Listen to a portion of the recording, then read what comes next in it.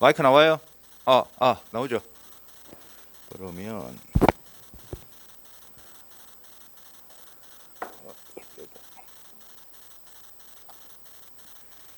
이거는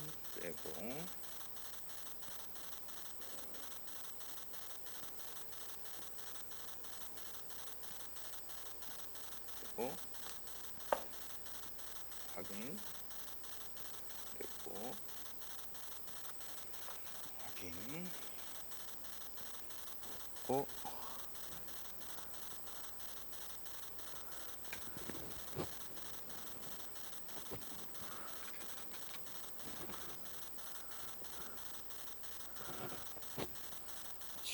그러면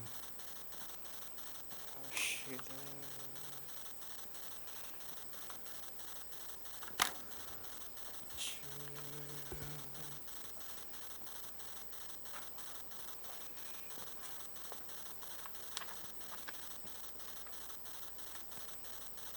자, 목소리 됐고 여기가 중간이에요. 그럼 여기서 이렇게 설명하면 되겠네요.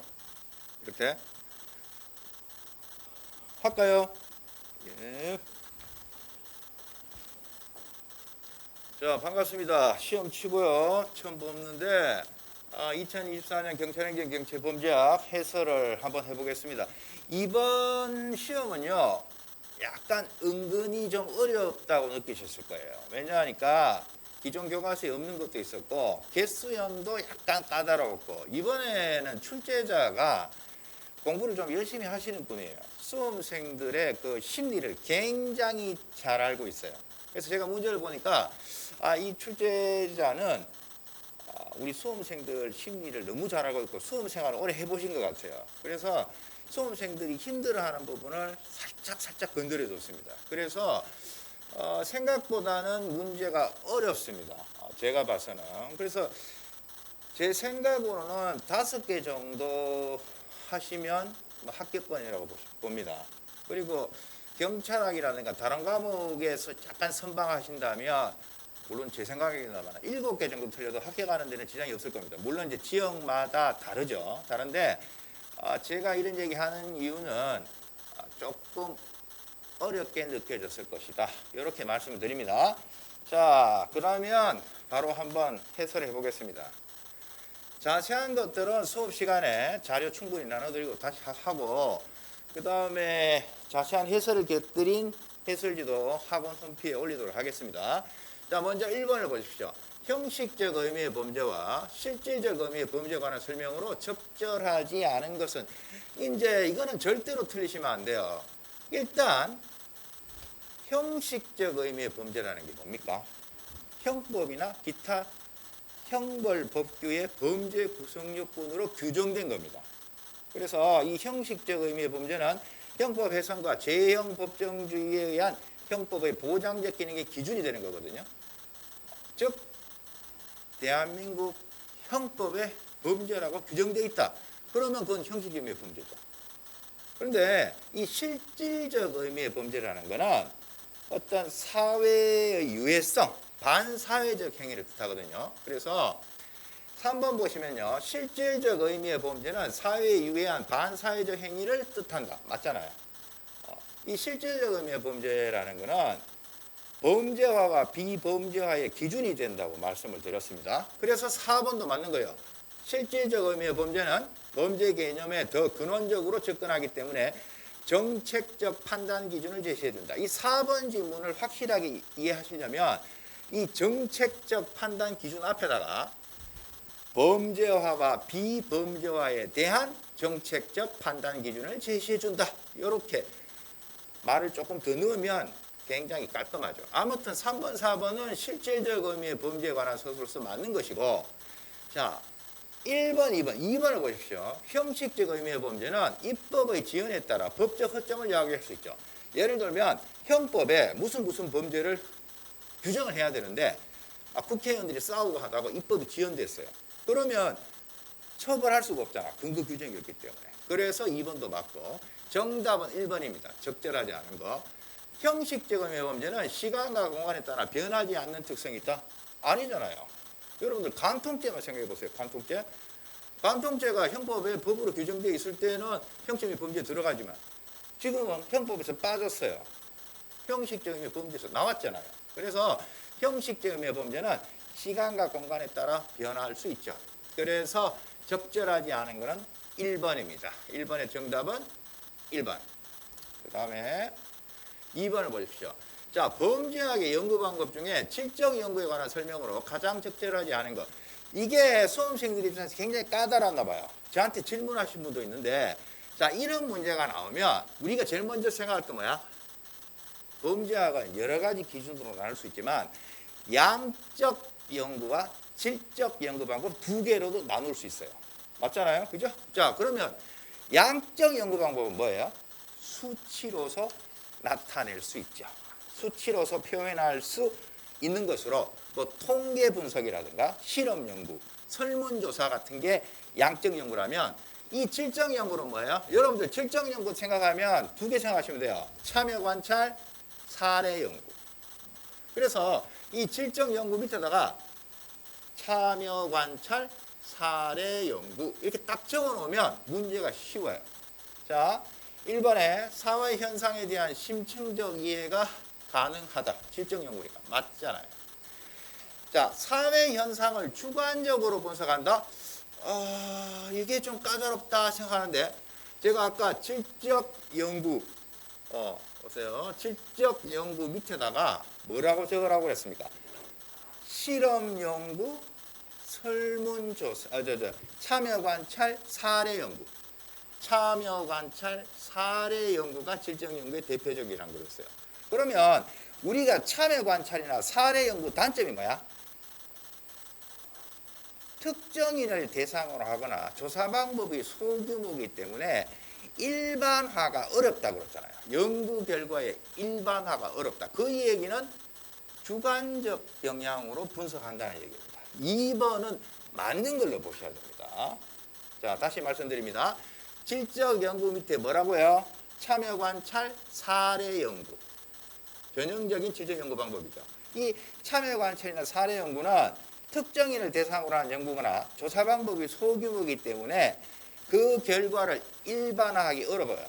따라서 사회 현상을 주관적으로 분석하는 경향이 있습니다. 2번은 맞는 지문으로 보셔야 돼요. 자, 4번을 보십시오. 소규모 분석에 유리하고 자료 분석에 시간이 많이 소요된다. 맞습니다. 답은 3번인데 사회 현상의 인과관계를 밝혀 법칙을 발견하고 인간 행동의 예측이 가능하다. 이게 틀린 거죠. 가장 틀린 이유가 뭐냐면 법칙을 발견한다. 아까 사회 현상을 주관적으로 분석하는 경향이 있고 그 다음에 질적 연구 방법의 대표적인 것으로 참여 관찰이나 사례 연구는 어떤 소수나 특정인에 대한 연구이기 때문에 그 결과를 일반화하기 어렵다는 단점이 있다고 그랬잖아. 그러니까 법칙을 발견한다는 것은 일반화할 수 있다는 얘기잖아요. 그래서 이 부분이 틀렸습니다. 법칙을 발견하고 인간관계 예측이 가능하다? 특히 이 부분이죠. 법칙 발견한다는 것은 일반화하기 쉽다는데 일반화하기 어렵습니다. 그래서 3번이 틀렸습니다. 2번에 답은 3번으로 하셔야 됩니다. 2번을 답으로 하신 분이 있는 것 같은데 질적 연구의 대표적인 것이 참여 관찰이다. 사례 연구라는 말을 생각해 보시면 일반화가 어려워서 주관적으로 분석하는 경향이 있구나. 그래서 일반화하기 어렵구나. 이렇게 느끼시는 거예요. 그래서 답은 3번입니다. 법칙을 발견한다. 이 부분이 틀렸다고 봅니다. 자, 그 다음에 3번을 보겠습니다. 자, 이거는 공짜로 주는 문제잖아요. 결정론적 시각. 결정론 하면 인간은 날 때부터 지가 자유의지를 갖고 있는 게 아니고 숙명대로 살아간다는 얘기잖아요. 그러면 심파입니다. 심파. 보전학파가 아니고 실정주의학파. 치료를 강조하죠. 특별예방주의죠. 사회적 책임론이죠. 답은 2번입니다. 인간의 자유의지를 중요시한다는 것은 비결정론적 시간이죠. 이 3번은 이제 원래 문제가 어려웠기 때문에 출제자가 공짜로 주는 거죠. 이 3번 문제를 틀리신 분은 아직 공부 방법이 잘못됐다. 공부를 더 해야 된다. 이렇게 생각하시면 되겠고 아무튼 인간의 자유의지를 존중한다는 것은 비결정론적 시각입니다. 3번의 답은 2번입니다. 그렇게 보시면 되겠고 자, 4번을 보겠습니다. 롬브로스의 영향을 받은 초기 실증주의 학자 보기 2를 적절하게 연결한 것은 자, 가로팔로, 고링, 페리입니다. 우리가 가로팔로라고 하면 뭡니까? 자연범. 기억나시죠? 그죠? 자연범 개념을 이야기한 사람이다. 그 다음에 사회 심리학적 범죄 원인론에서 심리학적 측면을 강조했다. 자, 고링은 어때요? 롬브로저의 생리적 범죄를 비판을 했지만 유전의 중요성은 인정한 사람이야.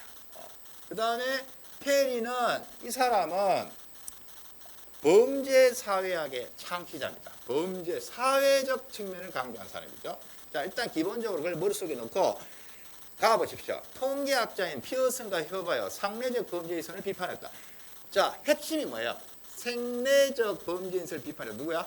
고링이잖아. 고링.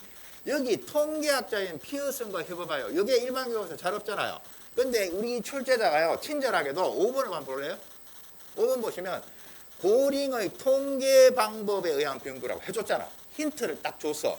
5번에 4번 지문에 고링이 통계 방법을 썼다는 걸 보여줬습니다. 그래서 다시 앞으로 보시면 고링은 통계학자인 피어슨과 협업하여 생리적 범죄의 선을 비판했다. 고링입니다. 고링. 자, 고링인 사람은 3번 아니면 4번입니다. 1번, 2번 제끼고요. 답은 3번 아니면 4번인데 보시면 니은 기업. 자, 나에서 갈리죠. 나 보시면 범죄 방지를 위해서는 법률 제도 및 사회 제도의 근본적 개량이 필요하다. 자, 법률 제도 및 사회 제도의 근본적 개량이 필요하다. 제가 아까 페리가 범죄 사회학의 창시자라고 했습니다. 이 사회 제도의 근본적 개량이 필요하다. 나는 페리입니다. 나는 디귿이네요. 그럼 답은 4번입니다. 아시겠습니까? 그거 볼 것도 없어요. 그렇지만 우리는 또 수험생이니까 만사부려탄탄 보는 겁니다. 요거는 벌써 답이 나왔어요. 그죠? 4번이 답인데 밑에 거 다 넣어봅시다. 범죄행위란 범죄자와 일반인의 신체적 차이가 아닌 자, 범죄자와 일반인의 신체적 차이가 아니다. 뭐야? 롬브로즈의 생리적 범죄인 부정한단 말이야. 비판하고 유전학적 열등성의 것을 주장했다. 제가 아까 고링이 뭐랬어요? 고링은 롬브로즈의 생리적 범죄에서 비판하면서지만 유전의 중요성을 인정했잖아요. 그러니까 당연히 다는 고링입니다. 다는 고링, 니은 맞죠? 그 다음에 라 사회 진화론을 장애하여 범죄자는 도덕, 양심, 연민, 공감 능력이 낮다. 사회는 자연적인 몸체며 범죄인은 자연에 대항하는 것이다. 이게 자연범과 관련해서 설명하는 거예요. 범죄행위는 자연에 대항하는 것이다. 자연범 개념이 뭐야? 어느 시대, 어느 공간에서 범죄로 인정되는 거. 살인, 강간, 뭐 절도 이런 거죠. 그래서 이 라하고만은 가로팔로라고 보셔야 돼요. 이 도덕 나오고 연민, 이런 얘기 나오면 이제 자연범과 관련돼서 가로팔로가 이야기한 거거든요. 사회 심리학적 범죄 원인. 그래서 라마는 가로팔로입니다. 답은 4번입니다. 원래 여기 가나에서 벌써 4번밖에 답이 없습니다. 요거는 틀리시면 안 돼요. 자, 그래서 4번의 답은 4번. 5번을 보겠습니다. 자, 이거는 제 프린트에도 있고 문제도 풀어봤던 거죠. 범죄 가경 연구 중에 범죄 성적 유전의 관계를 부정한 사람 네덜란드 서덜랜드의 에드워드가 연구입니다. 3번. 이거는 요약에도 있고 문제도 풀어봤습니다. 서덜랜드의 에드워드가 연구. 5번의 답은 3번. 자, 그 다음에 얼뜻 보면 별거 어려운 게 아닌 것 같은데 수험생 입장에서는 헷갈리도록 문제를 굉장히 출제자가 신경을 썼습니다. 6번 보겠습니다. 프로이드의 정신분석에 관한 설명으로 가장 적절하지 않은 것은 자, 우리가 범죄학을 공부할 때요. 양을 많이 넓히지 말고 확실하게 알아라고 하는 이유가 바로 이런 겁니다.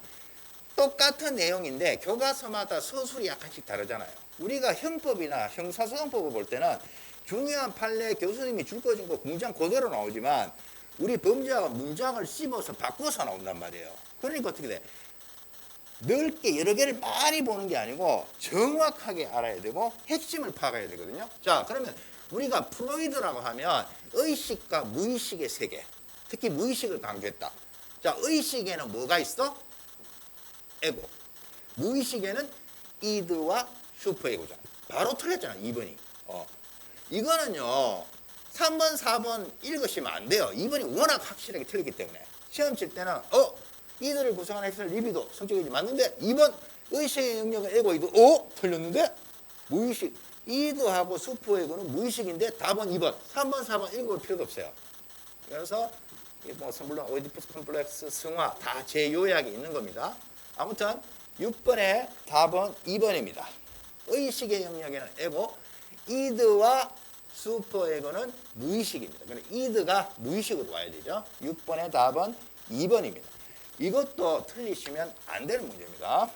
자, 그 다음에 사회학적 검증을 있는 7번에 사회 해체 이론에 관한 설명으로 가장 적절하지 않은 것은, 자, 샘슨 집합 효율성 이론, 쇼와 맥케이, 이거 우리 다 봤던 겁니다. 사회 해체 이론 쪽에서 3번, 4번 이상이 없어요. 이제 1번과 2번을 헷갈리시는데 제 요약에 나와 있습니다. 이 콘하우저는 사회 해체를 강조한 사람이에요. 아시겠어요? 그래서 이 비행 하위 문화 형성되는 거, 형성 안 되든 상관없이 사회 해체가 진행된 쪽, 이쪽에서 무질서 및 범죄가 발생한다고 주장했습니다. 제 요약에서 했었습니다. 콘하우저. 그리고 국어적으로 봐도 제가 말씀드렸죠. 범죄학은 국어적 지식이 뛰어나면 공짜로 맞출 수 있다. 이걸 보세요. 우리 시험에서 하회자 진행 비행 하위 문화가 형성되어야만 반드시 이러면 의심을 하라고 그랬잖아. 이거는 틀렸습니다. 콘하우저는 이 비행 하위 문화를 중요하게 생각하지 않습니다. 비행의 발생에 중요한 역할을 하는 것은 사회 해체이지 비행 하위 문화가 아니다. 이렇게 이야기한 사람입니다. 제 요약에 나와 있습니다. 그래서 답은 2번이고 1번을 보시면요. 버식과 웨번 사회 해체 지역에서는 공식적인 행동 지배 규명이 결핍되어 있죠. 왜 그래요? 사회가 해체됐으니까 옆집에 누가 사는지도 모르고 경찰도 출순찰도 잘 안 다니잖아. 동네가 개파이란 말이야. 속된 말로. 그래서 공식적인 지배 규명이 결핍되어 있고 더불어 비공식적 감시와 지역 주민에 대한 직접적인 통제가 어렵다고 주장했다. 맞는 지문으로 보셔야 돼요. 왜냐? 2번이 확실하게 틀렸으니까. 근데 1번을 답으로 하신 학생이 제보고 뭐라고 했냐면 교수님 이거 비공식적인 감시와 지역 주민에 대한 직접 통제 어려운 거 이거는 맞는데요. 공식적인 행동 지배 규범이 결핍됐다. 이거는 저는 잘못됐다고 생각했어요. 이렇게 이야기했는데 그 학생이 이제 왜 그런 얘기 하냐면 보통 사회 체제에서는 비공식적 감시와 지역 주민에 대한 직접적인 통제가 어렵다. 이걸 강조하거든. 이런 문제가 자기를 잘 못 봤다는 거야. 그러면 생각을 해보세요. 사회 해체 지역에서 서로 옆집에 누가 사는지도 모르고 매줄 바뀌어. 인종도 달라. 먹고 살기 바빠. 그런데 그 지역에서 공식적인 행동 지배 규범이 강화되어 있겠습니까? 아니잖아요. 그리고 이게 약간 이상하다 하더라도 밑에를 딱 보는 순간 확실하게 틀렸잖아. 우리 요약에서 그대로 배운 거예요. 콘하우저는 비행 하위 문화가 범죄 원인이 아니라고 봅니다. 사회 해체가 범죄 원인이라고 봅니다. 그래서 7번의 답은 2번입니다. 7번의 답은 2번. 자, 그 다음에 8번을 보도록 하겠습니다. 클로버드와 올리나의 차별 기회 이론. 자, 이 문제가 나왔을 때 제일 먼저 해야 될 게 뭐야? 기억에 뭐가 있는지, 미연에 뭐가 있는지 적어야 됩니다. 자, 세 번째 칸에는 도피적 하위 문화죠.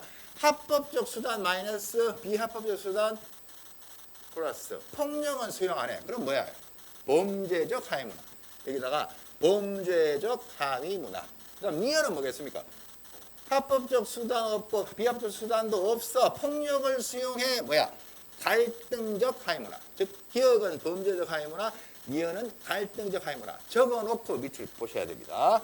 자, 기억이 아까 뭐랬어요? 범죄적 하위 문화입니다. 범죄적 하위 문화는 비합법적 기회가 많은 지역에서 형성되는 하위 문화로 주로 과시적 폭력 범죄나 조직 폭력에 관한 다툼 등이 빈번하게 발생한다. 자, 범죄적 하위 문화는 비합법적 기회가 많은 지역에서 형성되는 하위 문화. 여기까지 맞아요. 뒤쪽이 틀렸잖아요. 주로 과시적 폭력 범죄나 조직 폭력 범죄 간의 다툼 등이 빈번하게 발생한다. 이거는 폭력을 수용하는 갈등적 하위 문화에 관한 겁니다. 그래서 이 뒷부분은 틀렸습니다. 주로 과시적 폭력 범죄나 조직 폭력, 범죄 간의 다툼 등이 빈번하게 발생한다. 요거는 갈등적 하위문화. 그 다음 2번. 니은이 뭐예요? 갈등적 하위문화입니다. 갈등적 하위문화는 사회 해체 정도가 심한 지역에서 형성된 하위문화로 맞아요. 여기까지. 이중의 실패를 경험한 사람들. 이 부분이 틀렸죠. 이중의 실패는 도피적 하위문화입니다. 이중의 실패는 도피적 하위문화. 그래서 2번도 앞부분은 맞지만 뒷부분이 틀렸다. 그 다음에 3번. 합법적 수단 사용이 차단된 개인은 곧바로 비합법적인 수단을 사용할 것이라는 머튼의 가정에 동의된다. 3번이 정답이네요. 이거는 어느 범죄학 교과서에나 다 있어요. 제 책에도 있고 다 있습니다. 그 답은 3번. 4번 보시면 격정범 및 하위계층 청소년의 하위문화 형성을 밝히는 데 많은 기여를 하였다. 어디가 걸려요? 격정범이 들어가면 안 되죠. 격정범이라는 거 뭐 욱해가지고 감정적으로 나오는 건데 그거하고 이 크로와드 올린의 차별적 기회 이론에 관한 설명을 하기에는 조금 중요도가 떨어진다. 아무튼 1번, 2번, 4번이 아리송하더라도 이 3번은 어느 범죄학 교과서나 있는 확실한 지문이니까 답을 찾는 데는 지장이 없습니다. 8번의 답은 3번입니다. 자, 9번을 보겠습니다. 요거 이제 좀 설명드려야죠. 기존 교과서에 어떤 내용인데 메스너와 로젠펠트의 제도적 안음이론. 자, 우리가 메스너와 로젠펠트의 제도적 안음이론은 뭡니까? 아메리칸 드림. 다른 제도에 비해서 경제 제도를 너무 우월시한단 말이죠. 그래서 이제 문제가 생긴다는 건데 탈상품화. 말이 탁 튀어나온 거죠. 이제 기본 보통 일반적인 범죄학 책에는 잘 없고요. 이 문제는요, 제가 봐서는 여러분들 제가 그 기본서 중에 대한범죄학회에서 나온 범죄학 개론 중요하다 말씀드렸어요. 거기에 이런 유사한 내용들이 있습니다. 제 생각에는 그 책 내용을 플러스해서 출제하신 것 같은데, 자, 밑에서 한번 보겠습니다. 제가 메스너와 로젠벨트의 제도적 안음이론은 아메리칸 드림, 미국에서의 범죄율이 굉장히 높았다. 아메리칸 드림, 물질적 성공주의, 이걸 너무 추상하다 보니까 갈등이 막 생기는 거죠. 그래서 범죄율이 난다 그랬죠. 자, 보세요. 4번. 다른 사회제도가 경제에 종속되어 있어 비경제적 기능과 역할이 평가절하되는 사회적 제도의 불균형과 개인의 관심적 초점이 미국의 높은 범죄의 원인이라고 생각한다. 굉장히 자연스러운데 틀렸습니다. 어디가 틀렸어요? 개인의 관심적 초점, focal concern, 이게 틀렸잖아요. 이거 어디 나와?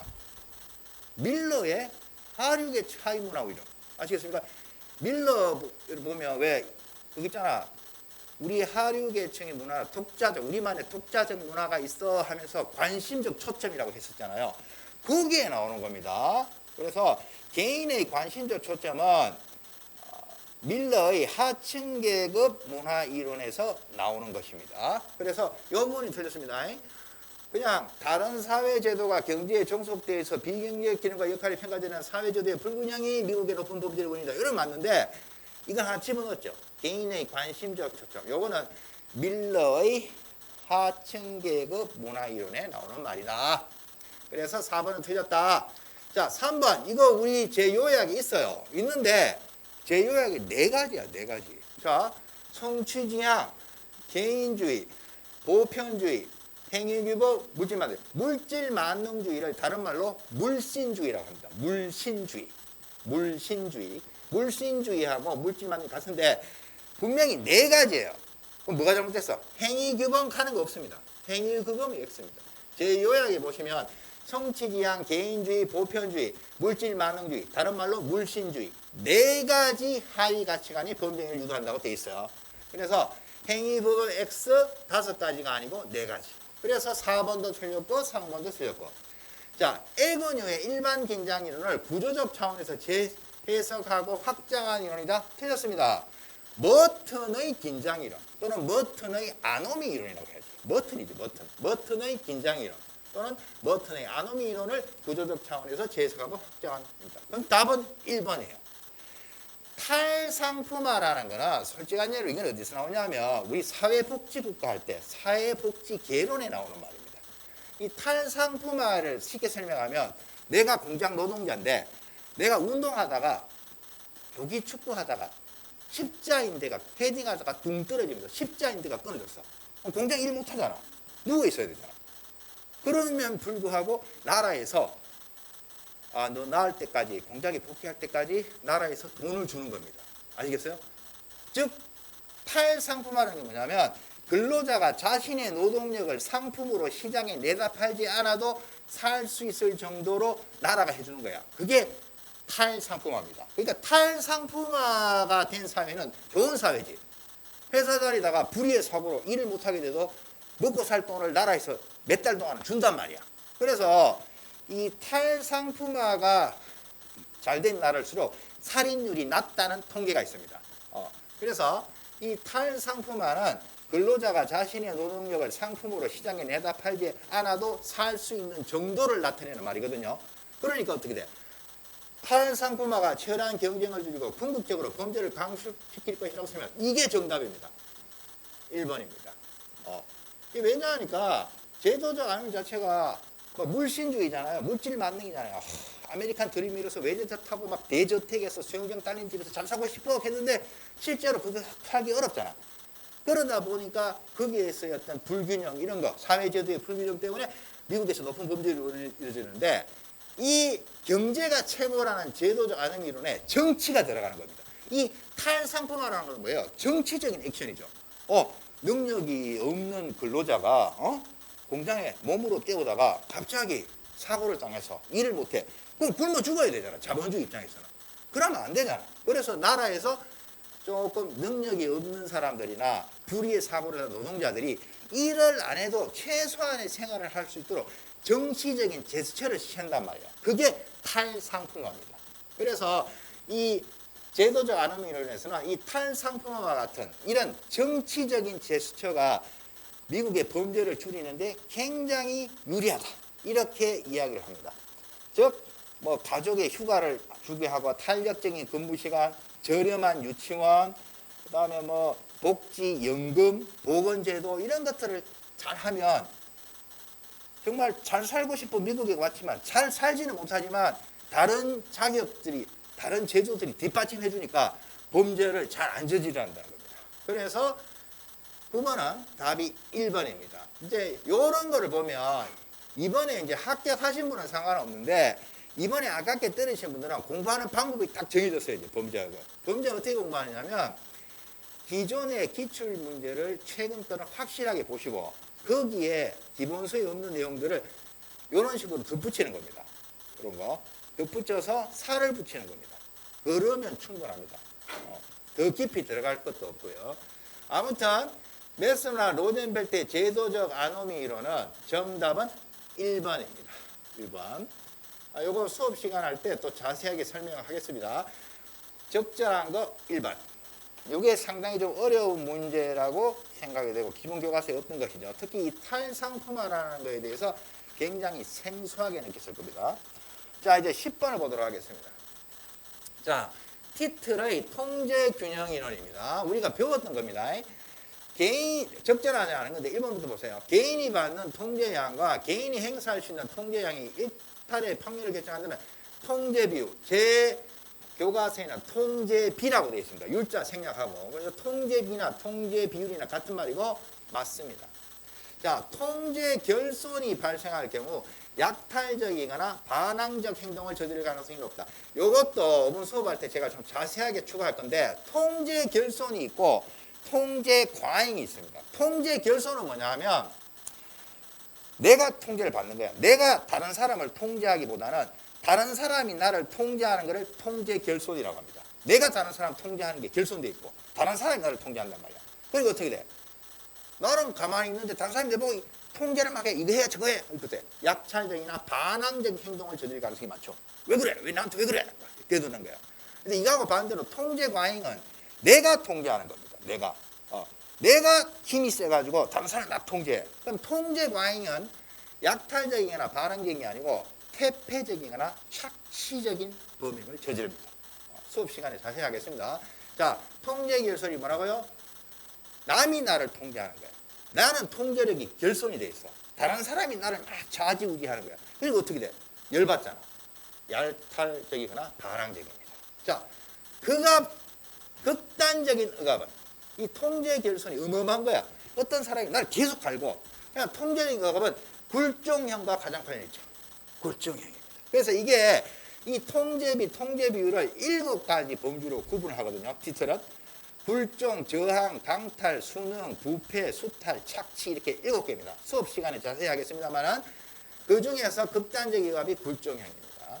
그래서 2번 맞고 1번 맞고 2번 맞고 3번이 맞습니다. 그러면 답은 4번인데요. 요게 이제 설명을 다르게 하는 교수님이 계신데 어떤 교수님이 어떻게 설명하냐면 강제적이고 비일관적인 통제가 가장 심각한 범죄를 유발한다. 이거 틀렸습니다 하시면서 비일관적인 게 아니고 일관적이라고 설명하시는데 제가 봐서는 그 설명은 잘못됐습니다. 그 설명은 잘못된 거고 이 4번은 티틀의 통제 균형 이론과 관계가 없습니다. 이 4번은 콜빈의 차별 강제 이론입니다. 콜빈의 차별 강제 이론. 그래서 1번, 2번, 3번은 티틀의 통제 균형 이론이고 4번은 티틀의 통제 균형 이론이 아니고 콜빈의 차별 강제 이론입니다. 그래서 답은 4번입니다. 그래서 다른 선생님은 다르게 설명하시는데 제가 확인한 바에는 제 설명이 정확합니다. 그래서 4번은 티틀의 통제 균형 이론이 아니고 콜빈의 차별 강제 이론의 내용입니다. 그 다음 11번을 보겠습니다. 사회 과정 이론에 관한 설명 중에 가장 적절한 것은 자 이것도 공짜로 주는 거예요. 1번 보세요. 글레이저의 차별적 독립시 이론은 차별적 접촉 이론의 범죄 행동 학습의 중요한 부분은 친밀한 집단 내에서 일어난다는 명제를 수정합니다. 맞잖아. 이 교과서에 있잖아. 글레이저의 차별적 독립시 이론이 뭐야? 영화에서 조폭 두목을 봤는데 조폭 두목이 너무 멋있어. 나 그 사람을 존경하고 그 사람처럼 되고 싶어 이거잖아. 맞잖아. 그런데 이 글레이저의 차별적 독립시 이론 앞에 나온 게 뭐예요? 서덜랜드의 차별적 접촉 이론. 서덜랜드는 뭐라고 했냐면 친밀한 사람들끼리 서로 부대끼면서 범죄를 학습하는 거야 그랬잖아. 그런데 이 글레이저의 차별적 독립시 이론은 야, 꼭 이렇게 친밀한 집단 내에서 부대낄 필요 없잖아. 매스컴으로도 멀리 떨어져 있어도 영화나 방송으로도 동일시할 수 있는 거야. 이렇게 주장하는 거죠. 이거는 어느 범죄학 책이나 다 있습니다. 답은 1번입니다. 그래서 확실하게 공부하시는 분은요. 1번 보고 밑에 볼 필요 없어요. 그렇지만 혹시나 싶어서 보는 겁니다. 1번 전부 다 맞고 자 2번 에이커스가 주장하는 사회학습 이론의 핵심 개념은 차별적 접촉, 차별적 강화, 차별적 동시 정의 및 모방이다. 차별적 동일시 틀렸잖아. 이거 없잖아. 차별적 동일시는 여기서 가 있잖아. 차별적 동일시는 없습니다. 제가 요약하겠습니다. 그 다음 초등학생 갑은 조직폭력배 역할이 범죄행위 중이고 심취해가지고 어쩌고 저쩌고 이건 뭐야? 권력 갈등 이론이 아니고 차별적 동일시 이론. 차별적 1번의 차별적 동일시 이론입니다. 권력 갈등 이론 X. 그 다음 4번 차별적 접촉 이론은 주요 개념이 명확하여 결과적인 이런 검증이 신속하다. 아니잖아. 차별적 접촉이라는 개념이 불명확하다고 그랬습니다. 불명확하기 때문에 결과적인 이론 검증이 신속하게 된다. 틀려요. 이 뒷부분이 다 틀렸어요. 주요 개념이 명확하여 결과적인 이론 검증이 신속하게 이루어진다. X. 불명확하기 때문에 신속하게 이론 검증이 이루어질 수가 없습니다. 따라서 적절한 것은 1번입니다. 11번의 답은 1번. 자, 이제 12번 보겠습니다. 이 문제는 출제자가 수험생들 헷갈리게 하고 굉장히 의심을 한 문제예요. 틀려줬으면 하고 만든 거예요. 자, 통합이론과 관련한 설명이다. 기억, 니은, 디귿에 해당하는 이론으로 적절한 것은 자, 엘리엇과 동료들은 기억, 니은, 디귿을 결합한 통합이론을 제시했다. 기억과 니은의 연결고리 역할. 자, 요게 핵심입니다. 이거 줄 거야지. 성공에 대한 열망이지만 성공에 대한 열망이 범죄에 미치는 영향은 서로 정반대. 기억과 니은. 그러면 공부를 좀 한 사람은요, 딱 보면, 답은 1번이네? 그냥 찍어요. 왜, 이거 공짜인데? 하고 1번을 찍든지 말씀을 드릴게요. 사회통계는 뭐예요? 허쉬의 사회유대이론 생각하시면 돼요. 허쉬의 사회유대이론. 긴장이론 뭐야? 아놈이잖아. 그러니까, 봐. 기업과 연결을 이렇게 성공에 대한 열망이야. 자, 나 정말 성공해서 돈 많이 벌고 멋지게 살고 싶어. 그런데 실제로 그게 안 되지. 자, 이봐. 열망이 이게 크잖아요. 긴장이 안 하면 어떻게 돼? 나 정말 잘 살고 싶어. 근데 수단이 안 돼. 그러니까 어떻게 돼? 열받지. 안오미 상태이지. 범죄로 가는 거야. 아시겠어요? 그러니까 이 긴장인으로서는 성공에 대한 열망이 너무 지나치면 범죄를 저지르는 쪽으로 가는 거야. 안오미 상태에서. 혼란이 와서. 아시겠어요? 범죄를 저지르는 상태로 다 가는 건 아니고. 다 가는 게 아니고 특정 사람들은 그렇게 간단 말이야. 여기 이게 서로 정반대 방향으로. 그래서 긴장이론에서는 성공에 대한 열망이 크면 클수록 안오미 상태에 빠져서 범죄를 저지를 가능성이 높아지는 거야. 그런데 사회통제이론, 허쉬의 사회유대이론에서는 생각해봐. 성공에 대한 열망이 굉장히 커. 내가 모범생이야. 나 서울대학교 가서 판검사 될 거야. 서울대 의대 갈 거야. 이러면 어떻게 돼? 공부 열심히 해야 되지. 이 열망이 클수록 난 서울대 가야 되잖아. 서울대 의대 들어가서 의사 돼서 억대 연봉 받아야 되잖아. 그러니까 전혀 학과 공부에 열심히 한단 말이야. 아시겠어요? 그러니까 범죄를 안 저지를 가능성이 많지. 그러니까 서로 정반대 방향으로 가는 거야. 아시겠어요? 이쪽은 성공에 대한 열망이 크면 범죄를 저지를 가능성이 많아요. 안오미 상태에서. 이쪽은 성공에 대한 열망이 크니까 열심히 공부해야지. 반습적인 활동에 전념하는 거야. 공부 열심히 하고. 그래서 범죄를 저지르지 않을 가능성이 많아요. 반대로 효과가 나타나는 거예요. 이게. 물론 초창기에는 이렇고요. 다음 단계로 넘어가면요. 열망이 또 너무 강하면 범죄를 저질 수 있어요. 왜? 엄마 아빠를 실망시킬 수는 없어. 뭐 이러면서 컨닝도 하고 할 수 있는데 그거는 최악 문제고, 일단 이 문장에서는 성공에 대한 열망은 기업과 니은의 연결고리인데 미치는 영향은 다 정반대잖아. 긴장이론에서는 범죄를 저지르는 쪽으로 영향을 미치고, 이 열망이 너무 크면, 사회통제이론, 허쉬의 사회유도이론에서는 열망이 클수록 공부를 더 열심히 하지. 아시겠어요? 반대고. 그 다음 이후 두 이론을 뭐와 결합해? 사회학습이론이죠. 왜? 이 사회통제이론이나 긴장이론에 착한 사람들이 접촉하는 사람들이 다르잖아. 나쁜 친구, 착한 사람, 여러 가지가 있잖아요. 그러면서 부대끼면서 학습을 한단 말이야. 그래서 이후 두 이론과 사회학습 이론을 결합하여 간섭 집단과의 사회의 유대 강도에 따라 범죄 이론은 다양한 경로를 제시한다. 그래서 답은 1번입니다. 답은. 이걸 3번을 하신 분이 있어요. 왜 그러냐 하니까 이거 보고 사회적 유대 강도에 따라 사회 유도 이론이 지그시예요 해서 3번 하신 분 하는데 그건 함정입니다. 알겠습니까? 출제자가 3번 하세요 함정 파놓고 기다린 겁니다. 답은 3번이 아니고 1번 사회통제이론, 긴장이론, 사회학습이론입니다. 이것도 수업 시간에 조금 보충 자료 넣어서 좀 자세하게 하도록 하겠습니다. 아무튼 12번의 답은 1번입니다.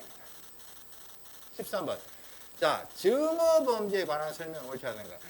이게 이제 개수 문제를 많이 틀리셨어요. 개수 문제를, 이게 참, 제가 아까 처음에도 말씀드렸지만, 출제자가 공부를 해본 사람이야. 개수 문제를 어떻게 내면 수험생들이 헷갈릴까를 너무 잘 알아. 그래서 얼뜻 보면 문제 안 어려운 것 같은데, 읽어보면 헷갈려. 그래서 제가 아까도 말했잖아요. 5개 틀려도 확인하는 지적 없어요. 경찰학 잘 치신 분 7개 쳐도 상관없어요. 제가 봐서는. 전체적으로 어렵다고 보시면 돼요. 이번 시험은. 자, 증오범죄에 관한 설명을 옳지 않은 것은 모두 몇 개인가? 정답은 1개입니다. 1개. 1개 찾아보세요. 리얼. 이거 우리 요약이 있어요. OX로. 제 요약에. 증오범죄는 피해자에 대한 개인적 원인이나 복수심에 의하여 주로 발생한다. 틀렸잖아. 제 요약에 X라고 줄까지 써줬습니다. 그냥 리얼 틀렸습니다.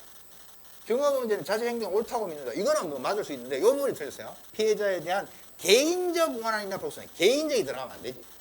개인적 원한이나 복수심에 의하여 주로 발생된다. X입니다. 그래서 리얼 틀렸습니다. 이게 답이 1개거든요. 그러면 기억, 미연, 띠것은 모두 동그라미 해야 되잖아. 볼게요. 증오범죄는 특정 대상에 대한 편견을 바탕으로 범행을 진행하므로 표적범죄의 한 유형으로 볼 수 있다. 맞습니다. 증오범죄의 유형 중에 스릴 추구형, 사명형, 이거 제 요약에 있습니다. 레빈과 맥데비스의 증오범죄 분류해서 스릴 추구형, 방어형, 사명형, 보복형, 제 요약에 다 있습니다. 그래서 스릴 추구형은 가학적 스릴을 즐기는 경향이 있다. 사명형은 세상의 악을 없애기 자신이 부여된 신성한 사명이라고 여긴다. 맞습니다. 그래서 증오범죄와 설명을 옳지 않는 것은 모두 한 개. 2번이 정답. 리얼만 틀렸다. 이렇게 하셔야 됩니다. 자, 14번을 보겠습니다. 이거 드디어 나왔죠. 제가 도구적 범죄, 도구적 살인 설명 많이 드렸죠. 우리 그 이은혜 씨인가요? 나 수영 못하는 남편 계곡으로 막 꼬셔가지고 수영하라 해가지고 죽였잖아. 그때 그 도구적 살인이라고 그랬잖아. 오로지 그 보험금을 받기 위해서. 어떤 목적을 갖고 하는 겁니다. 자, 표출적 범죄와 도구적 범죄에 관한 설명은 가장 적절한 것은 답은 4번이거든요. 도구적 범죄의 유형에는 절도 사기 횡령이 있습니다. 절도 사기 횡령. 맞잖아. 왜? 돈. 절대적 목표가 있어. 돈 벌려고. 자, 4번인데 1번 왜 틀린지 볼게요. 표출적 범죄는 특정한 목적이나 목표를 위해 동기부여된, 특정한 목적이나 목표를 동기부여된 건 뭐야? 이게 도구적 범죄야. 남편의 사망보험금. 그게 목적이야. 우리 자기야 놀러가자 해서 수영 못하는데 계곡물이 집어넣었잖아. 안 구해줬잖아. 그러니까 이거는 표출적 범죄가 아니고 도구적 범죄입니다. 그 다음에 표출적 범죄는 주로 개인의 욕구 충족을 해요. 이것도 역시 도구적 범죄이다. 개인의 욕구 충족. 남편의 사망보험금 받아서 경제적으로 잘 살아야 돼. 돈 벌어야 돼. 도구잖아. 그러니까 표출적 범죄가 아니고 도구적 범죄. 이것도 표출적 범죄가 아니고 도구적 범죄. 도구적 범죄는 타인 간의 갈등 상황에서 감정이 이렇게 우발적으로 저지른다. 이게 표출적 범죄죠. 감정이 밖으로 나온단 말이야. 표출적 범죄입니다. 그래서 답은 4번입니다. 가장 적절한 거. 도구적 범죄 유형은 절도, 사기, 횡령이 있다. 자, 15번입니다. 이것도 굉장히 힘들어 하셨습니다. 개수형이 아니면 괜찮은데 개수형이 나와가지고 생활양식 노출인에 관한 설명을 옳지 않은 것을 모두 몇 개인가요? 이거는 답이 2번, 2개입니다. 자, 힌델란과 그의 동료인 거죠. 이거 맞아요. 제 요약이 있잖아요. 개인의 방어 능력과 노출이 개인의 범죄 피해자와의 영향을 미친다고 설명한다. 이것도 맞는 걸로 보셔야죠. 생활양식 노출이니까. 이것도 동그라미로 보셔야 되고. 자, 디귿 보세요. 남성, 기혼자, 저소득층 및 저학력층은 범죄 피해자가 될 확률이 없다고 설명한다. 어디가 틀렸어? 기혼자가 아니고 미혼자입니다. 미혼. 결혼을 안 하는 사람. 왜 그래요? 남성이나 미혼자나 저소득층이나 저학력층은 외부에서 활동하는 시간이 많잖아. 그래서 여기는 기혼자가 아니고 미혼자입니다. 그래서 D가 틀렸죠. 그 다음 리얼. 구조적 기대에 대한 수능과 같은 거시적인 요소보다 미시적인 요소로 인해 개인의 위험 노출 정도가 결정된다고 설명. 이거 틀렸잖아. 이거 피해자학 부분에서 제가 설명할 때 생활양식 노출이론은 거시적 요소를 중시하는 거고 코헨과 펠슨의 일상활동이론이 미시적 요소를 중시한다고 그랬습니다. 기억나시는지 모르겠습니다. 생활양식 노출이론은 거시적 요소를 중시하는 거고 코헨과 펠슨의 일상활동이론은 미시적 요소를 중시합니다. 코헨과 펠슨 일상활동이론은 뭡니까? 동교하던 범죄자, 대상의 매력성, 감시의 부재. 이게 세 개가 어우러지면 범죄가 일어나기 쉽다는 거잖아요. 그래서 생활양식 노출이론은요. 거시적 요소를 중시한다고 해야 돼요. 그런데 미시적 요소로 인해서 해서 틀렸죠. 그래서 디귿 틀렸고 리얼 틀렸고 미음 이론 초기에는 사회계층별 대인범죄를 설명하고자 시도하였으나 이후 재산범죄와 같은 대물까지 확대했다. 이거 맞아요. 이거는 일반 교과서에는 없고요. 동국대학교 경영과 이윤호 교수님 책에 살짝 나와요. 그러니까 이번 시험 범죄학 특징이 뭐냐면 특정 교과서에서만 있는 걸 몇 개씩 냈어요. 무슨 말인지 아십니까? 그래서 이것도 맞는 얘기입니다. 그래서 15번에 옳지 않은 것 2개. 2번이 정답이고 디귿 X, 리얼 X입니다. 이렇게 보시고요. 16번을 보겠습니다. 자, 쉐이퍼. 이거 쉐이퍼 작년에 기출문제 나온 거잖아요. 기능적 책임성에 따라 불리는 거. 제2요약에 나와 있습니다. 그래서 쉐이퍼의 피해자 볼륨이 준행하는 설명으로 가장 적절하지 않은 것은 1번, 2번 맞아요. 그리고 1번은 우리가 기출문제에서 봤잖아. 제2요약에도 있어. 이거는 있는 척도 있고 없는 척도 있어. 그러니까 넘어가. 자, 3번 보시면 범죄를 단지 개인적 행동으로만 평가해서는 안 되고 사회적 현상의 일종으로 평가되어야 한다고 주장하였다. 맞는 것 같은데 우리 교과서에 이게 있는지 없는지 모르겠어요. 그럼 체크하고 넘어가. 자, 밑을 봐. 이거는 제 요약에 있습니다. 물론 번역을 약간 다르게 했었죠. 무관련 범죄자 뭐 이런 식으로 되어 있습니다. 자, 피해자의 유형은 범죄와 무관한 피해자를 유발한 피해를 촉진시키는 생물학적으로 취약한 사회적으로 취약한 자신에게 피해를 야기한 윤리적 피해자 7가지로 분류했다. 뭐가 틀렸어? 윤리적이 틀렸습니다. 정치적 피해자입니다. 정치적 피해자. 제요약에 있습니다. 제요약에는 어떻게 되냐면 이 쉐이퍼는 피해자를 기능성 책임성에 따라 6가지로 분류했다고 그랬어요. 6가지로 분류했는데 학자에 따라서는 정치적 피해자를 넣어서 7가지로 분류하기도 한다. 이렇게 돼 있어. 제요약에. 아시겠어요? 그래서 윤리적 피해자가 아니고 정치적 피해자라고 해야 해요. 그래서 16번의 답은 4번입니다.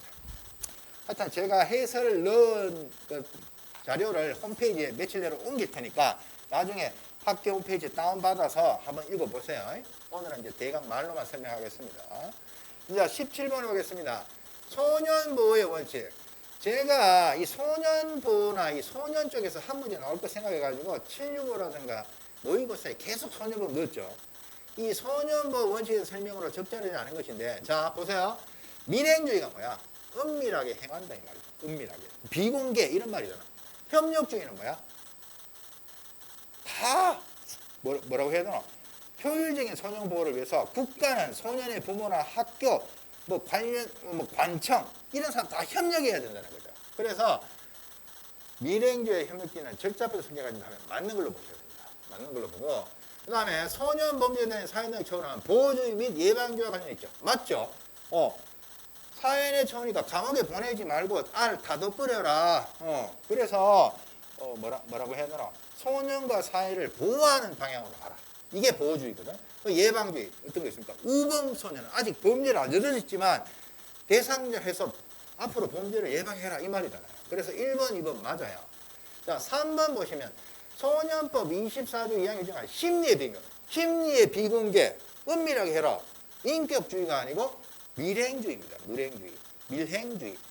이거예요, 이거. 그래서 3번이 틀렸습니다. 인격주의는 뭡니까?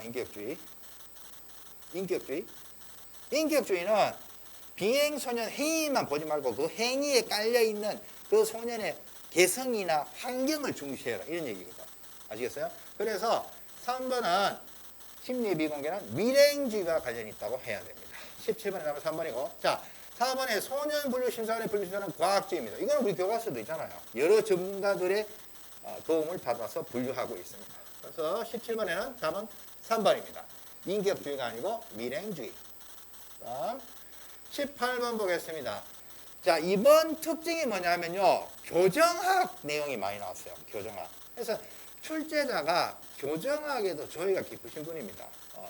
사회적 즉 개방체현 설명으로 가장 적절하지 않은 거. 이거는 제가 이거 학교 다닐 때 배웠던 거예요. 이 보스탈 제독하는 거는 뭐냐면 보스탈은 소년원이라고 생각합니다. 소년원.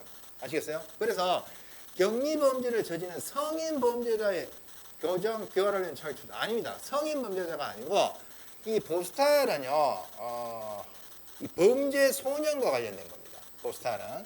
그래서 이거는 보스탈은 여러분들 네이버 같은 데도 나와 있고 교정학 책에 굉장히 자세하게 나와 있는데 주로 16살에서 21세까지의 범죄 소년을 2년 이하의 부정기로 직업 훈련을 시키거나 이런 식으로 해가지고 사회에 적응하게 해주는 걸 보스탈 제도라고 해서 성인 범죄 아닙니다. 성인 범죄가 아니고 16세에서 21세까지의 범죄 소년을 대상으로 하는 거다. 그래서 1번이 답입니다. 그런데 보스탈 제도 일반적인 교과서에서 잘 언급 안 하거든요. 교전학에서는 언급을 하지만. 그러면 밑에 걸 보세요. 가족, 친지 등과의 유대를 지속시켜 범죄자의 갱생 의혹을 자극할 수 있죠. 왜? 기후, 외박죄 이런 거, 외부 통보제, 주말 구금제, 가족 만남이나 이런 걸 해주니까 나도 빨리 나가서 잘 살아야 되겠다 하잖아. 2번, 3번 붙여서 알아두셔야 되고 4번에 통상적 형별관념이나 일반 국민의 법관중에 적합하지 않지. 왜? 범죄자들이 주말에 나오고 가족 만난다 이 말이야. 외부 통보 나오고. 이거 벌 받아야 되는데 왜 이런 거 하고 있지? 이런 비판이 있을 수 있거든. 그래서 아무튼 답은 1번입니다.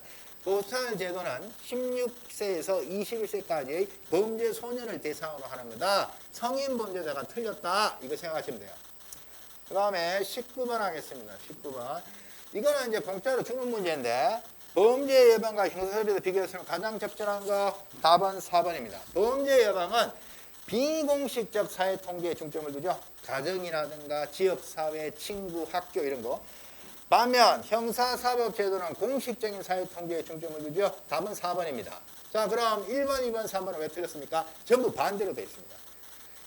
범죄 예방이 사후 대응적이 아니고 형사사법제도는 사후 대응적이고 범죄 예방은 사전 예방적입니다. 반대로 되어 있습니다. 2번도 마찬가지입니다. 범죄 행동에 중점을 두는 것은 형사사법제도고 범죄 행동뿐만 아니라 범인성, 두려움 등에서 중점을 두는 것은 범죄 예방의 범주입니다. 반대로 되어 있고 3번 개입에만 중점을 두는 것은 형사사법제도고 개입뿐만 아니라 예측 및 평가도 포함하는 것은 범죄 예방입니다. 바뀌었습니다. 1번, 2번, 3번은 반대로 서술이 되어 있습니다. 그래서 답은 4번입니다. 이거는 틀리시면 안 되는 문제입니다. 자, 20번 보겠습니다. 자, 범죄 예측의 4가지 요소입니다. 이거는 제 요약에 나와 있습니다. 자, 그러면 한번 볼까요? 자, 예측이 과학적으로 이루어져 예측자가 누가 되더라도 결과가 동일해야 한다. 객관성 또는 신뢰성입니다. 경제성이 아니고 객관성 또는 신뢰성, 믿을 수 있다. 객관성 또는 신뢰성. 그 다음 2번 예측 방법과 결과가 쉽게 이해될 수가 있어야 한다. 단순성입니다. 복잡하지 않고 단순해야 된다. 객관성이 아니고 단순성. 예측에 소요되는 비용과 시간이 과다하지 않아야 된다. 단순성이 아니고 경제성 또는 효율성. 경제성 또는 효율성. 자, 4번이 답이네요. 예측의 목적에 따라 예측이 한목적적 방법으로 수행되어야 한다. 타당성, 다른 말로 합목적성입니다. 그래서 20번의 답은 4번입니다. 자, 그래서 우리가 이제 1번부터 20번까지를 봤는데 다시 한번 총평을 하려면 보기는 쉬운 것 같은데 개수형도 그렇고 교정학적 내용이 들어와 있고 책 일반 책이 없는 것들이 몇 문제 있기 때문에 은근히 까다롭습니다. 쉽다고 하신 분은 공부 안 하신 분입니다. 이제 제가 봐서는 5개 정도 틀리면 선방입니다. 그리고 잠깐 말씀드렸지만 다른 과목에 따라서 7개 정도 틀려도 합격하는 데는 지장이 없을 수 있습니다. 물론 이제 지역에 따라 다를 수가 있습니다. 다를 수 있는데 제가 보통 뭐 2-3개 정도 하면 합격합니다 이렇게 하는데 이번에는 5개 전후라고 이야기하는 이유가 은근히 어렵습니다. 그러니까 문제가 막 굉장히 어렵고 이게 아니고 학생들이 수험생들이 헷갈리기 좋게 다 함정을 파놨어요. 이 출제자가 수험 공부를 해보신 분이에요. 그래서 보기는 별로 안 어려운 것 같은데 풀려면 알쏭달쏭 특히 개수형 같은 경우는 꼭 한두 개가 왔다리 갔다리 하게 만들어놨어요. 그러면 앞으로 이제 이걸 우리가 해봤는데 이제 결과가 꼭 나오잖아요. 합격하신 분들은 체력으로 해서 가야 되고 만약에 아깝게 떨어져서 다시 공부를 해야 한다면 어떻게 공부를 할 것이냐. 변한 게 없어요. 딱 정해져 있습니다. 뭐? 아까 이야기했죠. 우리가 배웠던 거에서 생소한 부분. 우리 이제 좀 있으면 해양경찰 시험 범죄학도 나올 거고 지금 벌써 경찰 간부 후보생 나와 있잖아요. 경위공채. 그런 쪽에 지금까지 교과서에 없던 내용들이 있습니다. 그거는 보셔야 됩니다. 근데 그것만 보는 게 아니고 플러스해서 봐야 돼요. 출제자들이 그걸 그대로 안 내고 심화해서 되기 때문에. 그 교수님 요새 보니까 책이 없는 거 많이 나오는데 교수님 책 여러 개 봐야 되지 않습니까? 봐도 못 맞춥니다. 그래서 제가 여러분들한테 권하고 싶은 거는 달라진 게 뭐냐. 벼락치기는 안 된다. 시험치기 한두 달 전에 범죄학 보고 문제 풀고 고득점하는 시대는 지났다. 그러니까 어떻게 돼? 다른 과목도 마찬가지지만 일찍 하셔야 되고 제가 테마하고 문제 풀 때도 뭐가 제일 중요했다고 했습니까? 문제 풀었는데 교과서 없는 거 이상한 문제 그게 중요한 게 아니고 기본 내용이 제일 중요하다고 이야기했습니다. 기본 내용이. 우리 기본 내용을 처음부터 끝까지 편안한 마음으로 쭉 읽고 들어갈 수 있으면 합격입니다. 그런데 보통 범죄학을 다른 공부를 하시다가 딱 들어오니까 불과 시험 한 두세 달 나가놓고 탁 뛰어드니까 마음이 급하니까 이해도 잘 안 되고 막 어느 게 중요한지 모르는 거예요. 그래서 막 모의고사에 처음 보는 문제 나오면 이거 어떡하지? 근데 제가 항상 이야기했잖아. 모의고사는 모의고사일 뿐 그대로 안 나온다고. 그래서 미리 꾸준히 하셔야 되는 거. 그 다음 형사법과는 다르다. 판례 내용 줄 거고 그대로 나오는 거 그 과목하고 다르다. 또 우리 교과서나 다른 교수님 책을 아무리 많이 봐도 그 문장이 그대로 나오는 일은 드물다. 문장을 한번 씹어서 변형해서 된다. 그래서 범죄학도 1년 내도록 꾸준히 자주 보면서 문제 풀고 적응하고 정리하는 단계로 왔습니다. 결코 쉬운 문제가 아닙니다. 그래서 단기간에 지금 이제 좀 있으면 그럴 거예요. 제가 항상 1년에 전화를 한 서너 통 받거든요. 어떻게 받냐? 5번에 공채 아깝게 떨어졌다. 그런데 같은 아이 보니까 이쪽으로 갔으면 합격이다. 지금 바꿔도 되겠느냐? 이런 얘기 하시는 분이 꼭 저한테 설명해 전화와요. 그럼 저는 다른 말 안 합니다. 본인이 결정하셔야 됩니다. 제가 어떤 말 해드릴 수가 없습니다. 그냥 끊거든요. 근데 그게 사실입니다. 본인이 결정해야 되고 제 경험상 내가 이쪽에 공채에서 아깝게 떨어졌는데 이 경찰을 갔으면 이 점수면 합격인데 라고 고민하시는 분은 고민만 하다가 못 넘어옵니다. 거의 넘어오시는 분은 벌써 이번 시험 딱 치고 학원에 전화해야 되겠다. 범죄학 기본 강의 언제부터요? 이렇게 들어옵니다. 근데 막 고민하고 전주다가 또 몇 달 전에 바꿀까요? 이런 분들은 바꾸기도 힘들지만 이런 경향으로 출제가 되면 벼락치기 힘들고 기본 강의부터 천천히 공부를 하신 분들이 유리합니다. 그 다음에 하나를 내도 이제 깊이 냅니다. 이번 경희경찰 공채를 보더라도 제가 수업 시간에 얼뜻 스탠포드 교도 실험 필립 짐바르 교수 살짝 이야기했잖아요. 그게 자세하게 나왔잖아요. 이제 어느 한 파트를 자세하게 깊게 나옵니다. 그렇기 때문에 벼락치기 할 수 있는 그냥 요약서 얇은 거 보고 벼락치기 하는 시대는 이제 지나갔다. 그 다음 법령이 나올 수가 있다. 그 대신 법령 문제가 아니고 1, 2, 3, 4 중에 한두 문으로 법령 조문이 나올 수가 있다. 그게 이번에 특징입니다. 그래서 제가 여러분들한테 당부드리고 싶은 거는 범죄학이 어렵습니다. 쉽다는 분도 계시겠지만 그분들 어떤 분들이냐면 기초 지식이 많고 국어적인 어휘력이 있으신 분들은 도리어 이런 문제가 더 나아요. 왜? 책이 없거든. 책이 없는데 이거를 보니까 답은 2번인 것 같은데 와 교수님 맞아요 이래요. 그분들은 기초 지식이나 국어적 어휘력이 강하신 분이고 일반 수험생 그게 안 됩니다. 왜? 한 과목만 공부하는 게 아니고 시간이 급하잖아요. 마킹까지 해야 되잖아요. 그럼 그런 여유로운 게 안 나와요. 함정에 빠지는 거야. 그래서 제가 이야기하는 거야. 그래도 5문제까지 틀려도 합격하는 시작 없다. 경찰학 잘 썼으면 7문제 틀려도 상관없다. 제가 이야기하는 이유가 호락호락하지 않은 문제라는 겁니다. 그래서 이제 기출문제 나올 게 뭐냐면 해양경찰 시험에 범죄학이 있고 그 다음에 경비지도사 범죄학이 사실문제가 곧 가을 되면 나올 거예요. 그러면 내년을 대비해서 보충할 것이 생길 겁니다. 좀 심한 내용하고 할 건데 하여튼 이거 동영상으로 보시든 직접 와서 이제 보시든 다시 시작해야 되는 불상사가 생기는 분들은 범죄학을 벼락치기는 지나갔다. 그 다음에 꾸준히 하셔서 제가 문제 푸는 스킬을 이야기했었습니다. 그때 감각이 중요합니다. 범죄학은 그대로 안 나오기 때문에 감각 익히는 연습을 일찍 해주셔야 돼요. 이 시험 치기 직전에는 절대로 마음이 급해서 안 됩니다. 그래서 조금 여유를 갖고 일찍 시작하셨으면 하는 바람이 있습니다. 자세한 해설이 달린 자료를 학원 홈페이지 며칠 안에 제가 올리겠습니다. 그 참조하시기 바랍니다. 수고하셨습니다. 마치겠습니다. 자, 시험 잘 쳤습니까? 어떻게 됐습니까? 우리 이분은